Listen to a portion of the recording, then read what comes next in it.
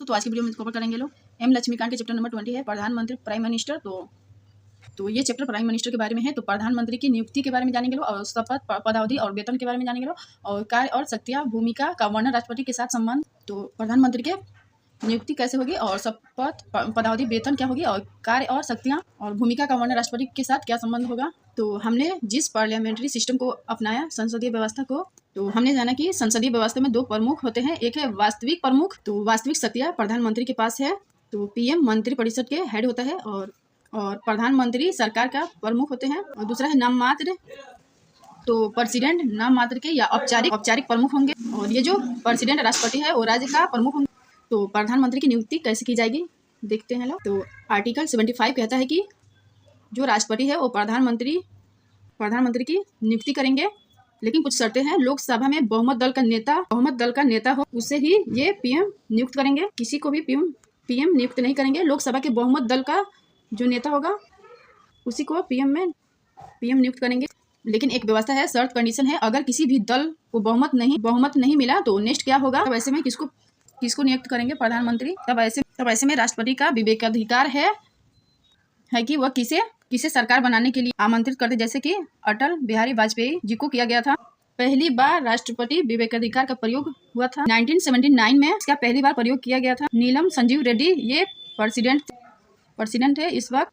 तो इन्होंने चरण सिंह को पीएम के पद पर नियुक्त किया। तो ये पहला ऐसा उदाहरण है राष्ट्रपति विवेकाधिकार। तो दिल्ली हाई कोर्ट ने ये कहा कि, तो 1980 में सुप्रीम कोर्ट ने यह निर्णय दिया कि पीएम को नियुक्त करने के पूर्ण बहुमत सिद्ध करने को कहा। तो 1980 में सुप्रीम कोर्ट ने निर्णय दिया कि पीएम को नियुक्त करने के पूर्व बहुमत सिद्ध करने को कहा जाए। उन्होंने कहा कि पहले राष्ट्रपति पीएम को नियुक्त कर दे और नियुक्त के बाद बहुमत सिद्ध करने को कहा जाए। उदाहरण के लिए अटल बिहारी वाजपेयी, तो ये मौका अटल बिहारी वाजपेयी जी को दिया गया।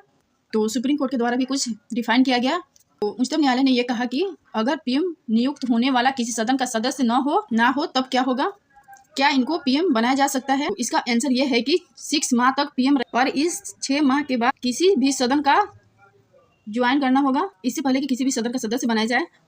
तो एग्जांपल देखेंगे लोग। तो ब्रिटेन में कैसी स्थिति है। ब्रिटेन में क्या है कि जो पीएम है वही व्यक्ति बनेगा जो कि निचला सदन, जैसे कि हमारे यहाँ लोकसभा है, वही पीएम बन सकता है। पीएम बनने के लिए हाउस ऑफ कॉमन सदस्य होना चाहिए, वही पीएम बन सकता है, ऐसे ब्रिटेन है। और शपथ, पदावधि व वेतन के बारे में जानेंगे लोग प्रधानमंत्री के। तो शपथ कौन दिलाएगा, तो राष्ट्रपति के द्वारा। जो पीएम है वो पद व गोपनीयता की शपथ दिलाएंगे राष्ट्रपति। और कार्यस्थल के बारे में जानेंगे लोग।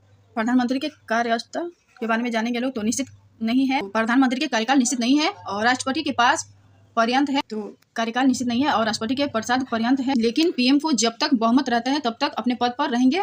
अगर पीएम के पास विश्वास मत नहीं है तो त्याग पत्र देना पड़ेगा। और प्रधानमंत्री के वेतन भत्ते की बात करें तो ये संसद तय करेगी।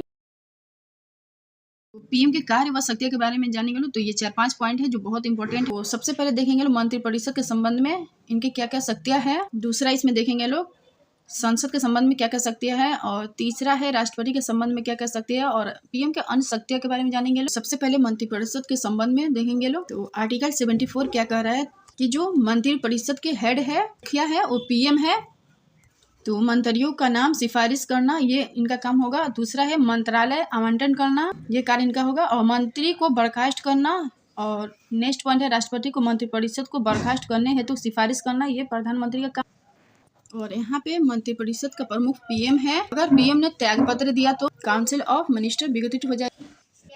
तो आर्टिकल 74 कहता है कि राष्ट्रपति के सलाह मशवरे के लिए मंत्रिपरिषद होगी, काउंसिल ऑफ मिनिस्टर होगी, और काउंसिल ऑफ मिनिस्टर के हेड पीएम होंगे। तो मंत्रिपरिषद के जो भी विचार या निर्णय है उसे राष्ट्रपति को सूचित कर, किसको, तो पीएम बताएंगे राष्ट्रपति को।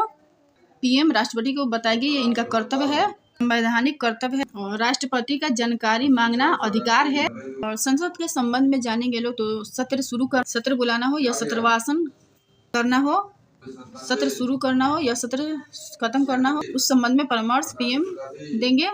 इसके अलावा लोकसभा को विघटित करने की सिफारिश ये पीएम करेंगे। और तीसरा पॉइंट है सरकारी नीतियों को घोषणा पीएम कर। अन्य शक्तियां देखेंगे लोग। तो नीति आयोग के पदेन अध्यक्ष होंगे। और केंद्र का प्रमुख प्रवक्ता पीएम होंगे। और आपदा प्रबंधन का प्रमुख पीएम होंगे। सत्ताधारी दल का नेता पीएम होंगे। और सेनाओं के राजनीतिक प्रमुख पीएम होंगे प्रधानमंत्री। और डॉक्टर बी आर अम्बेडकर ने ये कहा था कि हमारे संविधान किसी कार्यकारी की अगर अमेरिकी राष्ट्रपति से तुलना की जाए तो वो पीएम है, ना कि राष्ट्रपति। तो भारत के पीएम का पद अमेरिका के राष्ट्रपति के समकक्ष है माना जाएगा, इनका समकक्ष या समान हो।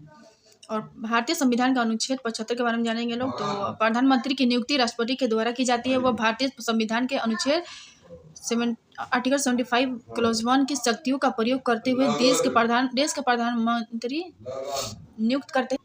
और भारत के प्रधानमंत्री की नियुक्ति राष्ट्रपति के द्वारा की जाएगी और उसके अन्य मंत्रियों की नियुक्ति राष्ट्रपति प्रधानमंत्री के परामर्श से करेंगे। और सभी मंत्री राष्ट्रपति के प्रसाद पर्यंत तक कार्य करेंगे। मंत्रिपरिषद सामूहिक रूप से लोकसभा के प्रति उत्तरदायी होगी और राष्ट्रपति तीसरी अनुसूची में वर्णित कर्तव्यों के तहत पद और गोपनीयता की शपथ दिलाएंगे। और सामान्यतः प्रधानमंत्री को वही वेतन और भत्ते मिलते हैं जो एक सांसद को मिलते हैं। इसके अलावा विधेयक, भत्ता, स्वास्थ्य सुविधाएं आदि भी प्राप्त होती है। और कोई मंत्री जो निरंतर 6 माह की किसी अवधि तक संसद के किसी सदन का सदस्य नहीं है, उस अवधि की समाप्ति पर मंत्री नहीं रहेगा। और संसद द्वारा अधिनियम बनाकर इनके वेतन भत्तों में बदलाव किया जा सकता है। और आर्टिकल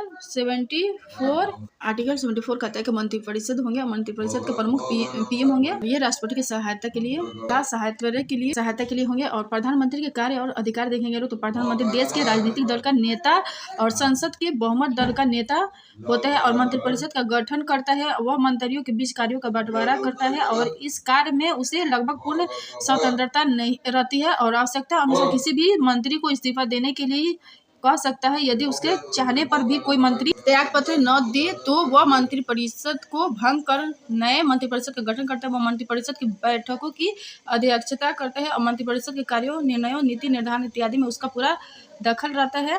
प्रधानमंत्री मंत्रिपरिषद का नेता होती है और सभी विभागों के संबंध में जानकारी प्राप्त करने और उनके बीच मतभेद यदि कोई है तो उन्हें सुलझाने का उसे अधिकार है। राष्ट्रपति की नीतियों का निर्धारण प्रधानमंत्री ही करता है और यही कारण है कि उसके प्रधानमंत्रित्व में सरकार उसी की कहलाती है, जैसे मोदी सरकार, नेहरू सरकार, इंदिरा सरकार इत्यादि। तो प्रधानमंत्री के कार्य और अधिकार के बारे में जानेंगे तो प्रधानमंत्री मंत्रिपरिषद द्वारा लिए गए निर्णयों की सूचना राष्ट्रपति को देता है। वह राष्ट्रपति, लोकसभा तथा मंत्रिपरिषद के बीच कड़ी का कार्य करता है। कोई अन्य मंत्री राष्ट्रपति को किसी बात की सूचना सीधे नहीं दे सकता है। प्रशासन में उच्च या सर्वोच्च पदाधिकारियों की नियुक्ति राष्ट्रपति प्रधानमंत्री के परामर्श से ही करते हैं, जैसे राज्यपाल, राजदूत, संघ लोक सेवा आयोग के अध्यक्ष, लोकपाल, मुख्य चुनाव आयुक्त आदि।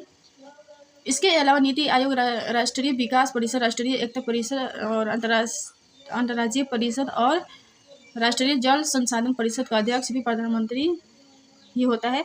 क्योंकि प्रधानमंत्री मंत्रिपरिषद का नेता होता है, इसलिए पूरे देश के शासन के ऊपर उसका व्यापक अधिकार रहता है और देश की आंतरिक एवं बाह्य नीतियों का निर्धारण वही करता है। संकट के समय प्रधानमंत्री का अधिकार और भी बढ़ जाता है क्योंकि उसी के परामर्श से राष्ट्रपति अपने संकटकालीन अधिकारों का प्रयोग करता है और प्रधानमंत्री की सिफारिश पर ही राष्ट्रपति लोकसभा को समय पूर्व विघटित कर नए निर्वाचन की आज्ञा जारी कर सकता है। और कहा जा सकता है कि जब तक संसद के बहुमत का विश्वास प्राप्त है, जब तक प्रधानमंत्री की शक्ति असीम है और वह देश का वास्तविक शासक है। जिस प्रकार इंग्लैंड के प्रधानमंत्री के बारे में कहा जाता है, मंत्रिमंडल राज रूपी जहाज का निर्देशन चक्र है और प्रधानमंत्री उसका चालक। उसी प्रकार भारत के प्रधानमंत्री के संबंध में कहा जा सकता है। तो अगर वीडियो पसंद है तो like, share, comment and subscribe कर दीजिएगा।